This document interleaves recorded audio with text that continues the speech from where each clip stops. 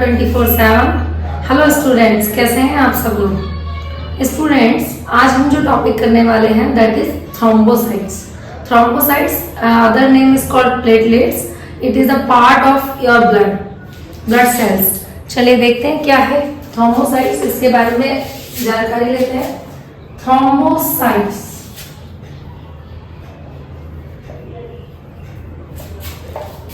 Platelets.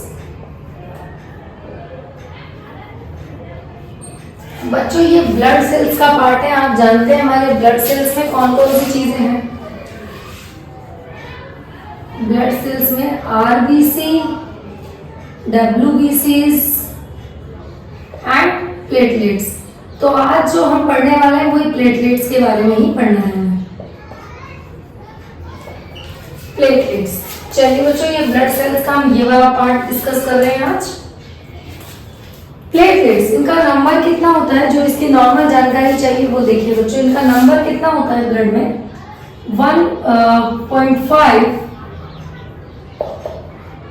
to 3.5 lakh mm³ per mm³ of blood cells।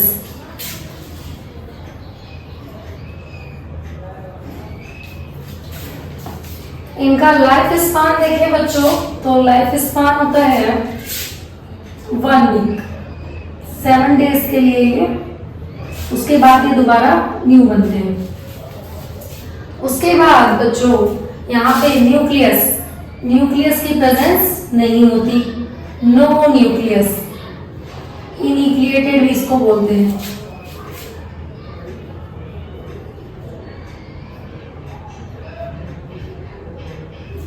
इसका काम क्या है बच्चों, ब्लड की क्लॉटिंग। मेन फंक्शन क्या है इसका,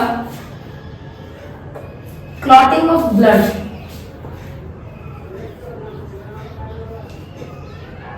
यानी कि कहीं इंजरी हुई है, वहां पे ब्लड फ्लो कर रहा है, तो वहां पर रेगुलर ब्लड फ्लो तो नहीं करना चाहिए, तो उसका स्कम बनाने का काम ये करता है, जिसको हिंदी में खोरेट बोल देते हैं। स्किन पर ब्लड जम जाते हैं तो वो क्या है, स्कम है। तो क्लॉटिंग ऑफ ब्लड करता है ये। और थ्रोम्बोसाइट्स, अगर इनकी कमी होने लगे ब्लड सेल्स में, लैक ऑफ थ्रोम्बोसाइट्स या प्लेटलेट्स कह लीजिए, क्या कॉज करने वाला है, थ्रोम्बोसाइटोपिनिया।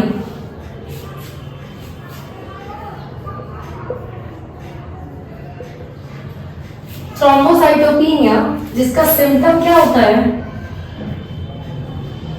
कौन से सिम्टम्स आएंगे, पर्प्यूरा। पर्प्यूरा क्या होता है बच्चे, जहां से स्किन के अंदर, स्किन पर रैशेस से पड़ने लगते हैं, वहां से ब्लड निकलने लगता है, ये स्किन के नीचे रेडिश पर्पल से स्पॉट पड़ने लग जाते हैं, ये पर्प्यूरा सिम्टम्स होते हैं।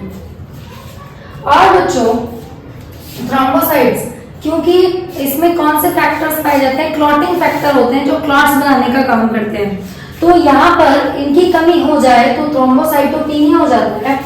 और ये कमी कब होती है, जैसे डेंगू फीवर में प्लेटलेट्स डाउन होने लग जाती हैं, तो ये क्या करते हैं, ये कमजोर होने लग जाते हैं, इसी वजह से इस तरह की डिजीज सामने आती है। अब हम अगर बच्चों बात करें कि क्लॉटिंग फैक्टर तो है, तो क्लॉट कैसे बनाया जाता है, अगर हम इसी टॉपिक को मैं यही क्लियर कर रही हूँ कि क्लॉट कैसे बनता है, तो देखें कोआगुलेशन ऑफ ब्लड, ये टॉपिक हम कर रहे हैं।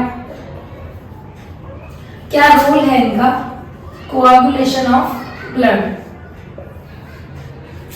देखो बच्चों, क्या हो, सबसे पहले अपन को कोई इंजरी हुई, इंजरी कह लीजिए, कोई ट्रॉमा है, कहीं पे कोई कट लग गया, तो क्या होगा, जैसे ही इंजरी होगी उसके बाद कौन एक्टिवेट हो जाएंगे, हमारे थ्रोम्बोसाइट्स। यही काम करेंगे, क्लॉटिंग फैक्टर है तो थ्रोम्बोसाइट्स एक्टिवेट हो जाएंगे। थ्रोम्बोसाइट्स अगर एक्टिवेट होंगे तो ये कौन से एंजाइम्स को, किनको एक्टिवेट करने का काम करेंगे, थ्रोम्बोप्लास्टिन्स को। ये क्या रिलीज करेंगे,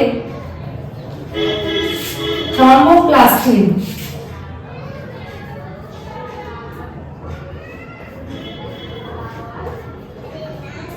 जो कि किन एंजाइम्स को रिलीज करने का काम करेंगे, थ्रोम्बोकाइनेज।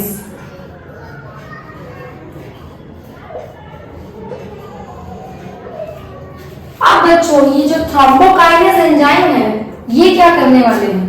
थ्रोम्बोकाइनेज एंजाइम बच्चों मैं इस टॉपिक को ऊपर से रब कर रही हूँ, यहाँ बना देती हूँ इसको ऊपर ताकि आपको अच्छे से समझ आए।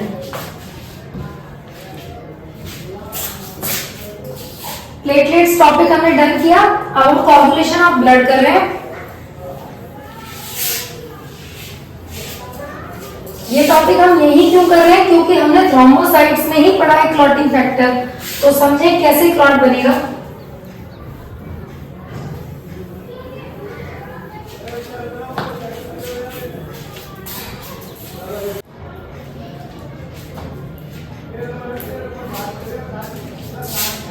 देखिए बच्चों, कोagulation ऑफ ब्लड,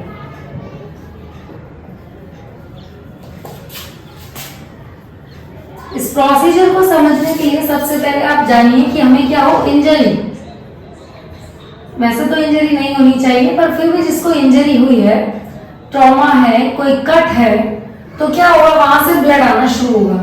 तो सबसे पहले अपन फ्लो चार्ट से समझेंगे, इंजरी होते ही कौन एक्टिवेट हो जाएंगे, आपके प्लेटलेट्स या आपके थ्रोम्बोसाइट्स। ये प्लेटलेट्स क्या करने का काम करेंगे, ये प्लेटलेट्स आप रिलीज करेंगे किसको, थ्रोम्बोप्लास्टिन्स को।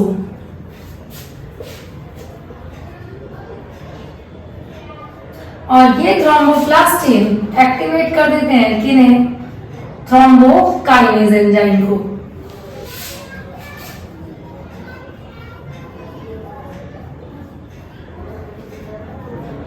देन बच्चों ये थ्रोम्बोकाइनेज एंजाइम, इस फ्लो चार्ट को आप बहुत ध्यान से देखिएगा।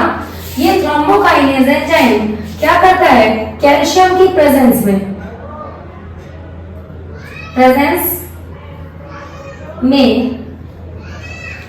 Thrombokinase presence of calcium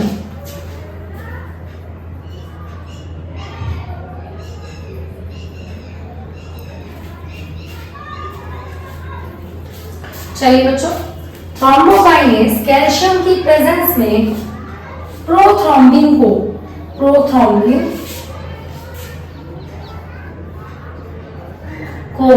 thrombin में चेंज कर देता है। क्या कर देता है, कन्वर्ट कर देता है। ये कन्वर्जन हुआ है। देन ये थ्रोम्बिन ये क्या करता है बच्चों, ये भी कैल्शियम के प्रेजेंट में फाइब्रिनोजन को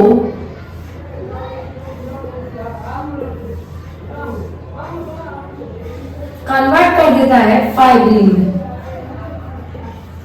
देन क्लॉट बनता है। फाइब्रिन क्या करते हैं, उस जगह क्लॉट बनाने का काम करेंगे।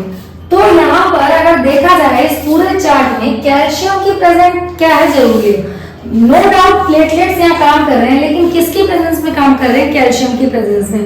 अगर बच्चों कैल्शियम की डेफिशिएंसी हो जाती है बॉडी में, तो ये क्या करेगा, क्लॉट बनाने में डिले करेगा। यानी कि कैल्शियम की कमी होने पे जैसे कहीं इंजरी हुई तो क्लॉट इतना जल्दी नहीं बन पाएगा, तो क्लॉट बनने में देरी होगी। तो एक तरीके से कैल्शियम लेवल बॉडी में कम नहीं होना चाहिए। तो हम दोबारा से देखें कोagulation ऑफ ब्लड कैसे होता है। ये पूरा एक प्रोसीजर है। इंजरी हुई, कहीं कट लगा आपको फिंगर में, कहीं भी मान लीजिए, तो एक्टिवेट कौन होगा, प्लेटलेट्स। प्लेटलेट्स किनको रिलीज करती है, थ्रोम्बोप्लास्टिन को, जिनमें कौन से एंजाइम होते हैं, थ्रोम्बोकाइनेज, जिनको एक्टिव कर देते हैं। थ्रोम्बोकाइनेज कैल्शियम के प्रेजेंस में प्रोथ्रोम्बिन को थ्रोम्बिन में चेंज कर देता है। यही थ्रोम्बिन कैल्शियम के प्रेजेंट में फाइब्रिनोजन को फाइब्रिन में चेंज कर देता है, और फाइब्रिन जहां इंजरी हुई है वहां पे क्लॉट बनाने का काम करता है। तो अगर मैं एक स्टार लाइन लिखूं, डेफिशिएंसी ऑफ कैल्शियम अगर हो जाए तो क्या होना चाहिए आपको, क्या होगा, डिले क्लॉट। ये किसको डिले कर देगा, क्लॉट। अगर इंजरी हुई तो क्लॉट बनने में देरी होगी। ये स्टार मार्क कर लीजिए डन। अब बच्चों यहाँ पर एक और आपके एनसीईआरटी में चीज दी हुई है, वो है artificial anti clotting factor. Artificial anti coagulant. ये क्या है? EDTA। ब्लड बैंक्स में होते हैं बच्चों, ब्लड बैंक वगैरह वहां स्टोर होते हैं। तो ये EDTA क्या करते हैं? कैल्शियम को होल्ड रखने का काम करते हैं। एंटी कोगुलेंट है। अब कोगुलेंट बनाना नहीं है, कोगुलेंट को हटाना है। तो एंटी कोगुलेंट एक ब्लड बैंक में होते हैं। ये क्या करते हैं? आर्टिफिशियली ये कैल्शियम को होल्ड रखने का काम करते हैं, कैल्शियम को पकड़ रखते हैं। तो जब कैल्शियम ही होल्ड कर दिया, तो मैंने तो आपको पहले ही बताया, जहाँ कैल्शियम डेफिशिएंसी होगी तो क्लॉट बनने में देरी होगी, कोगुलेट होने में देरी होगी। तो ये कैल्शियम को होल्ड कर देते हैं, जिससे क्या होती है? क्लॉटिंग नहीं होती। तो हमने पूरे चार्ट पे क्लॉटिंग कैसे होनी है ये समझ लिया, और क्लॉटिंग को नहीं होना है तो क्या चाहिए? तो आर्टिफिशियली जो आपको समझाया हुआ है वो ये है। डन बच्चों? तो अभी हमारा थ्रोम्बोसाइट्स टॉपिक डन हुआ, जो कि ब्लड सेल्स का पार्ट है। हमने थ्रोम्बोसाइट्स के तुरंत बाद कोगुलेशन ले लिया, क्योंकि वही क्लॉटिंग फैक्टर को समझाना था, तो वही हमने उसको क्लियर कर लिया। तो थ्रोम्बोसाइट्स ब्लड में कितने होते हैं? 1.5 से 3 लाख के आसपास होते हैं। इनका लाइफ स्पान 7 डेज है। 7 डेज बाद दोबारा से ये न्यू बनते हैं। फिर उसके बाद आपका ये जो न्यूक्लिएटेड नहीं होते हैं, इनमें न्यूक्लियस प्रेजेंट नहीं होता, और क्लॉट्स बनाने का काम करते हैं। क्लॉट्स कैसे बनाएंगे वो मैंने आपको समझा दिया। कोगुलेट ब्लड को कोगुलेशन कैसे करेंगे ये हमने पूरा चार्ट पे पढ़ लिया है। और एंटी कोगुलेशन जो कि आपके एनसीईआरटी में अलग से पॉइंट है, वो यहाँ क्लियर हो गया। तो बच्चों आई होप आपको ये टॉपिक बहुत अच्छे से क्लियर होगा, आपको क्लॉटिंग समझ में बहुत अच्छे से आई होगी। तब तक के लिए बच्चों चैनल को लाइक शेयर सब्सक्राइब करते रहिए, और नए अपडेट के लिए प्रिपेयर रहिए बच्चों। Thank you.